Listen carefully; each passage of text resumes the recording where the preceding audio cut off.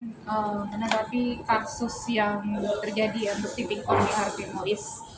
Kemarin sudah membacakan pledoinya, menurut Abang seperti apa Bang menanggapi itu?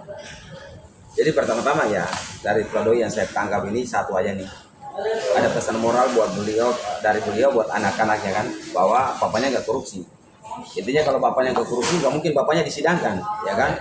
Itu aja dulu. Jadi umpamanya pledoi marilah kepada substansi tuntutan jaksa agar kemana arah kerugian negara itu. Ya kalau pledoi fokus aja di situ, jangan ke keluarga, jangan menarik istri, jangan menarik anak. Karena kerugian negara itu cukup besar tuh, ya baik dari bentuk uang maupun izin ya izin tersebut. Jadi itu aja dulu. Hmm.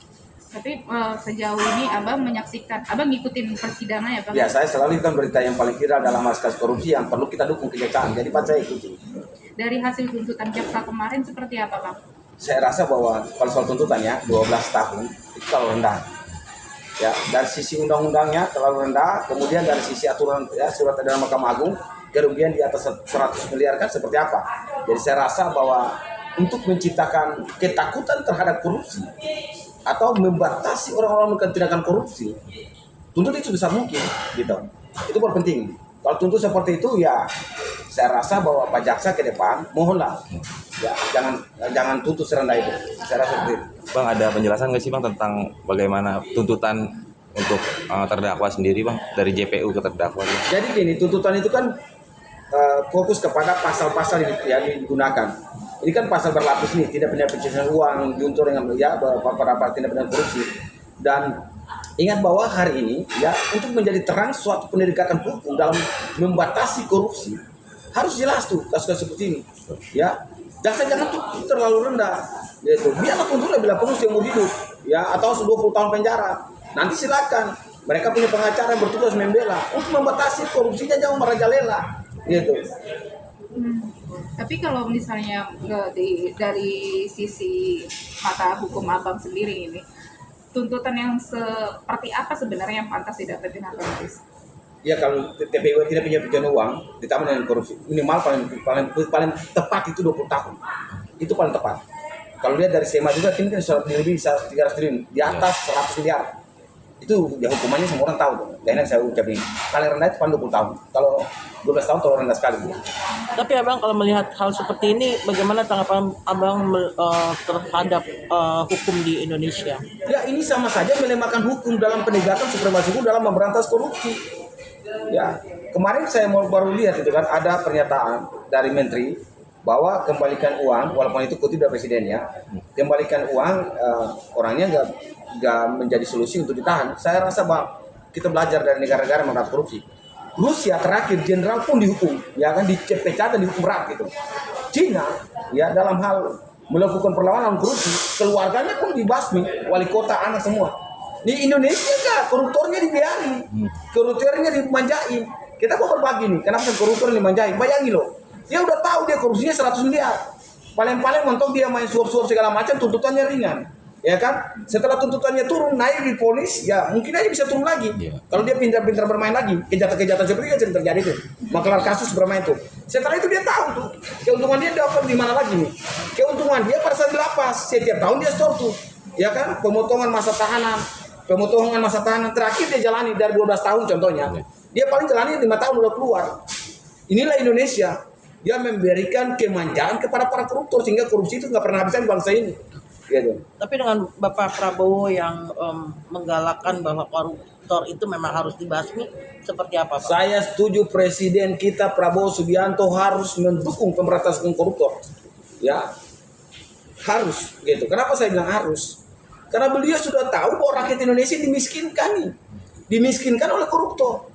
Beliau tahu bahwa rakyat banyak masih menderita. Tapi beliau harus didukung oleh masyarakat, yaitu kita ini, baik penegak hukum maupun masyarakat. Yaitu karena inilah peran kita untuk mendukung presiden baru kita ini, yaitu Pak Prabowo Subianto. Walaupun sudah tanda kutip 2 bulan lebih, sudah berapa banyak koruptor yang ditahan, termasuk kasus ini. Bang, mungkin kasih Bang Nati nih. Dia kan mengajukan untuk bisa bebas, bisa keluar untuk bersama anak-anak pada saat Natal dan Tahun Baru. Harusnya dibolehin atau enggak sih Bang? Jadi gini, saya rasa bahwa suruh anak-anaknya aja ke dia.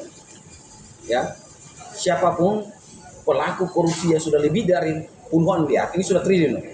jangan dimanjakan di depan rakyat Indonesia. Kita lihat masih banyak orang Indonesia menderita karena korupsi ini. Makanya saya mau kritik nih buat pemikir hukum kita ini. Ya, dalam hal pasal undang-undang konstitusi kita, fakir miskin dan anak terlantar dipelihara oleh negara. Jangan pelihara, Pak. Dibiayai oleh negara. Kalau dibiayai, berantaslah koruptor-koruptor itu. Jangan kasih peluang dan celah untuk mereka dimanjain. Itu saya tolak tuh kalau ada izin untuk ya dia keluar untuk anak-anak, tidak boleh. Ya, ya. Ya.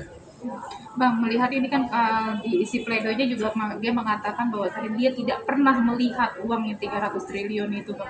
Dia tidak pernah melihat uang yang 300 triliun itu. Tapi dia turut merasakan, PT-nya merasakan, dan semua orang, itu kan itu udah pasal 55 tuh. Dia mengetahui dan merasakan. Jadi sekalipun dia memberikan pembelaan seperti itu, mau dan tidak mau alat bukti jaksa kan kita udah tahu cukup tuh. Kita tahu bahwa ada setiap tahapan, dan saya percaya bahwa jaksa udah jelas dan benar dalam hal penetapan dia sebagai tersangka dan bahkan hari ini diperiksa pengadilan ya sebagai terdakwa. Dan kalau memang sudah sejauh ini, saya juga minta kalau bisa hukum itu jangan ada intervensi dalam kasus ini. Kalau bisa hukumannya yang seberat-beratnya. Kalau memang hari ini dia dituntut 12 tahun, ya kalau hakim dari sisi surat edaran Mahkamah Agung dan memperhatikan undang-undang, hakim pasti putusan lebih, gitu aja.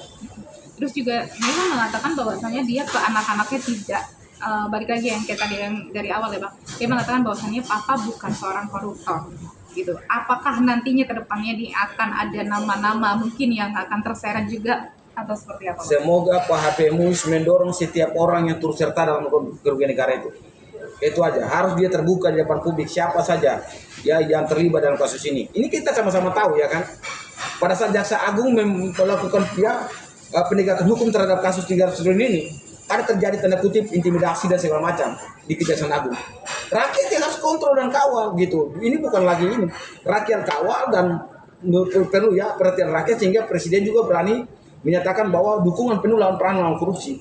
Itu. Jadi kalau umpamanya dia sampaikan bahwa hal-hal yang ya berkaitan keluarga, Bang, saya rasa bahwa ya kalau dia dari yang disita ya, waduh sudah sangat terlalu mewah lah ya. Artis dengan kapasitas mana sampai semewah gitu ya, rumah dan mobil dengan segala macam. Saya rasa bahwa jangan mengelak lah, jujur aja siapa-siapa melakukan korupsi di kasus ini.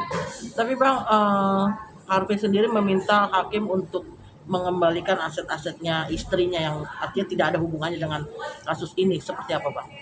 Jadi gini, kalau bilang istrinya silakan nanti dibuktikan ya. Dibuktikan. Kalau umpamanya minta untuk dikembalikan, pertanyaannya istrinya punya sumbernya harus jelas. Ya kan? Ini ada kategori tidak punya pencucian uang. Jangan sampai keluarga ini juga harmonisasi pajak. Ya, melanggar undang-undang harmonisasi pajak pula. Makanya negara ini kita mari dorong supaya ada ya undang-undang perampasan aset itu segera disahkan. Sehingga kasus-kasus seperti ini bisa merampas setiap aset yang berkaitan dengan tindak pencucian uang. Ya, walaupun nanti disita, tapi juga ada undang perampasan aset supaya siapapun yang terlibat itu hartanya dirampas oleh negara, gitu. Dengan lemahnya tuntutan dari JPU, Bang, menganggap ada yang apa gitu, Bang, apa menaruh anggapan positif negatif nggak, Bang, pada JPU, Bang? Jadi gini, kalau tuntutan JPU kan saya tidak mau menilai buruk kepada jaksa, ya kan? Karena kita para siapa mendalilkan dia membuktikan orang hukum, kalau dia ditanya orang hukum. Maka saya nggak mungkin berstigma yang tidak-tidak. Tapi saya menyampaikan pesan moral buat para jaksa. Lain kali kalau tuntut kasus-kasus seperti ini, sewajarnya tuntut sesuai dengan pasal undang-undang yang ada tertulis. Ya, supaya apa? Supaya Anda bisa menjadi contoh ya sebagai penegak hukum yang mau menegakkan hukum melawan korupsi sebesar-besarnya. Jangan khawatir, pastilah ada orang melakukan intimidasi. Tetapi jangan juga khawatir bahwa rakyat mendukung perang melawan korupsi. Itu aja. Jadi gini, kalau pesan terakhir ke jaksa ya artinya sudah terlanjur tuntut ya kan? Penuntutan sudah dibacakan. Saya cuma pesan moral buat para hakim kita. Ya, semoga hakim memvonis sesuai dengan undang-undang hukum acara pidana. Ya, menilai pertimbangan-pertimbangan hukum dan putusannya sesuai dengan apa yang telah ditulis yaitu undang-undang kita. Itu aja, saya yakin bahwa hakim memutuskan jauh lebih baik. Umpamanya minggu kemarin baru pembacaannya pledoi, hari ini putusan terlalu cepat tuh. Saya rasa putusan seakan-akan sudah disediakan, ya kan? Karena dalam kasus-kasus ini minimal 2 minggu lah gitu. Karena mereka harus merangkum semua dokumen, ya, mulai daripada pemeriksaan, ya, dakwaan sampai pada pemeriksaan saksi dan ahli sampai pada pledoi itu perlu waktu loh. Setelah mereka rangkum selesai, para pehakim itu harus menggelarnya. Kalau memang besok putusan, saya ini bertanya, apakah putusannya sudah disediakan dulu gitu? Iya kan? Ini perlu dipertanyakan. Jadi semoga lah hakim ya harus tegas tuh. Dan saya berharap juga para hakim fokus kepada surat edaran Mahkamah Agung terkait dengan kasus korupsi, kerugian keuangan negara dari 1 miliar sampai sekian berapa, di atas 100 miliar berapa. Ya para hakim ya, marilah menjadi hakim-hakim yang fokus untuk menjaga ya konstitusi kita dalam hal ini undang-undang. Itu aja saya. Apa enggak ini terkesan terlalu terburu-buru, Bang?